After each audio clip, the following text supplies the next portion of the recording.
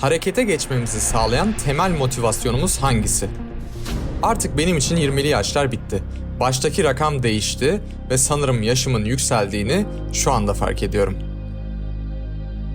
Birçoğumuz hayatımızda çeşitli değişiklikler yapmak için rakamların değişmesini bekliyor olabiliriz. Yeni bir yıl, yeni bir gün, hafta, ay ya da belki şu anda bende olduğu gibi yeni bir yaş. Yepyeni bembeyaz bir sayfa. Kulağa ne kadar da hoş geliyor değil mi?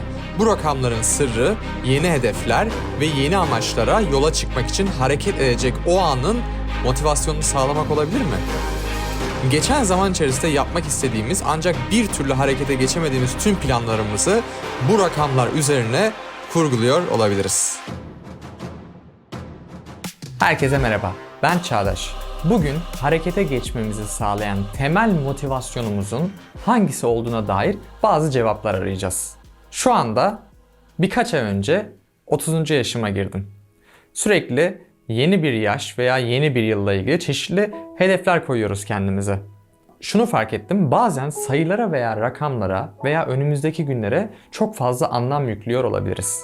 Yüklediğimiz anlamları abartarak gerçekleşmesi imkansız bir hedefler listesi oluşturuyor olabiliriz. Yarın başlayacağım, ertesi gün başlayacağım, şu hafta bir geçsin, şu yoğunluk bir bitsin hemen başlayacağım. Yeni yaşımla beraber, şu an bende olduğu gibi hemen başlayacağım veya yeni yıl gelsin artık bu zamana kadar yapmayı planladığım bu kararımı artık uygulamaya başlayacağım diyor olabiliriz.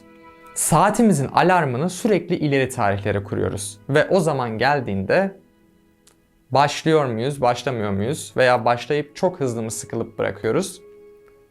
Burası tartışılır. Hiçbir zaman hemen şu anda şimdi başlıyorum yok. Kendimizi konfor alanımızdan hemen şu anda şimdi çıkartabilecek cesareti veya gücü kendimizde bulamıyor olabiliriz. Bu yüzden temel motivasyonumuz saatin alarmını ileri tarihlere kurmak ve kendimizi kandırırcasına ertelemek oluyor. Gerçekten bunu fark etmeden yapıyoruz. Erteleme fikrinin üstüne kocaman bir çizik atıyoruz ve bunu bir motivasyona dönüştürüyoruz. Peki ileri tarihlere kurduğumuz hedeflerimize zamanı geldiğinde bir türlü başlayamıyorsak bu nasıl bir problem oluşturuyor? Bu bir kısır döngü haline dönüşüyor öncelikle. Sürekli zamanı gelip yapmadığın bir hedef veya alışkanlıklar listesi oluşuyor sırtında ve bu zamanla ağır gelmeye başlıyor artık. Ve ileri tarihi planladığın hedeflerin artık inandırıcılığını kaybediyor. İnandırıcılığını kaybeden şey de aslında bir süre sonra seni motive etmemeye başlıyor.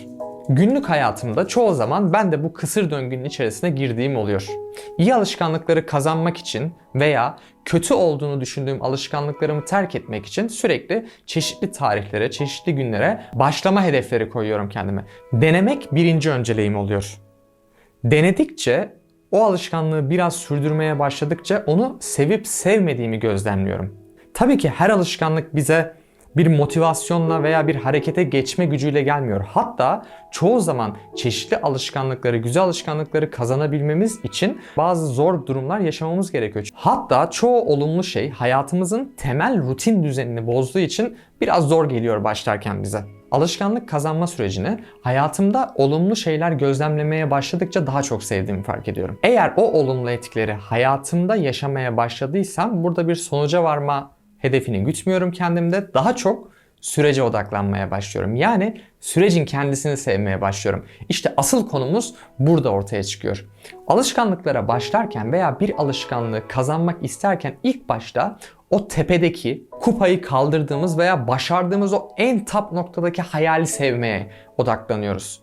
Yani hiç sürecin kendisini, o alışkanlığı kazanma sürecinde hayatımıza kattığımız olumlu gelişmeleri sevmeye, yani süreci sevmeye odaklanmıyoruz. Dolayısıyla siz en üst noktadaki bir yeri hedefledikten sonra kendinizce zihninizde o uzaklığı fark ettiğiniz anda hemen o kararı uygulamaktan başladığınız gibi çok hızlı bir şekilde bırakabiliyorsunuz. Asıl odaklanmamız gereken şey süreçten keyif alabilmek. İşte o andan sonra zihin olumlu birçok şeyle çeşitli bağlantılar kurmaya başlıyor. Ve varış noktası senin için önemsiz bir hale geliyor. Başarmak veya başaramamak, o alışkanlığı kazanmak veya kazanamamak hiç mühim değil.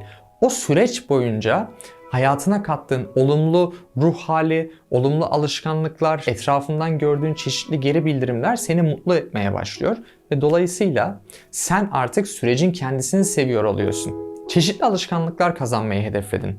Artık bisiklete binmeyi, koşu yapmayı, sabah çok erken saatte soğuk suda yüzmeyi, kitap okumayı, spor yapma gibi alışkanlıkları artık sen bunları seviyor hale geliyorsun. Varmak istediğin, ilk başta bu alışkanlığı kazanmak istediğin hedefteki tap nokta artık senin için yok oluyor. Ve dolayısıyla sonra bir bakıyorsun aslında o varmak istediğin noktaya çoktan geçmişsin veya o yoldan çok uzaksın. Çünkü hiç sevmemişsin onu. İşte hayatımda gerçekleştirdiğim çoğu güzel şeyde fark etmeden aslında bunu uyguladım ben. Bir alışkanlığı kazanmak için kendime ne zaman bulunmak istediğim sonuca dayalı bir hedef koysam, ya başladığımda çok hızlı sıkılıyordum çünkü onu gerçekleştiremeyeceğim inancına kapılıyordum, ya da hiç başlamamayı tercih ediyordum ve sürekli ileri tarihlere bu hedefi koymaya devam ediyordum ve bir süre sonra tabii ki bu üzerimde ciddi bir yük oluşturuyordu. Zamanla kazanmak istediğim alışkanlığın içerisindeki sürece daha fazla önem vermeye başladım. Yani süreci sevmeye başladım. Hala yapmak istediğim şeylerin listesi oldukça uzun. Bazılarını hiç istemediğimi fark edip ve üstüne çizik koymuşum. Bazılarını ileri tarihe ertelemişim, bazılarına da çoktan tiki koyup geçmişim bile. Ama sürekli yenilerini hedeflediğim uzun bir liste. Sevdiğim şeyleri hayatımda büyütüyorum, sevmediğim şeylerle de yollarımı ayırıyorum. Her şeyi yapmak ve her güzel alışkanlığı kazanmak gibi bitmek tükenmek bilmez bir yarışın içerisine kendimi sokmamaya çalışıyorum. Çünkü ben bir insanım ve sadece kendimin daha iyi hali olmaya çalışıyorum. Peki siz uzun süredir nelere başlamayı düşünüyordunuz? Saatin alarmını sürekli ileri tarihlere kurdunuz, ertelediniz, üzerinizde yükler birikti veya başlayamadınız. Fikirlerinizi, hedeflerinizi ve yapmak istediklerinizi yorumlar bölümünden benimle paylaşabilirsiniz. Bir sonraki videoda görüşmek üzere, hoşça kalın.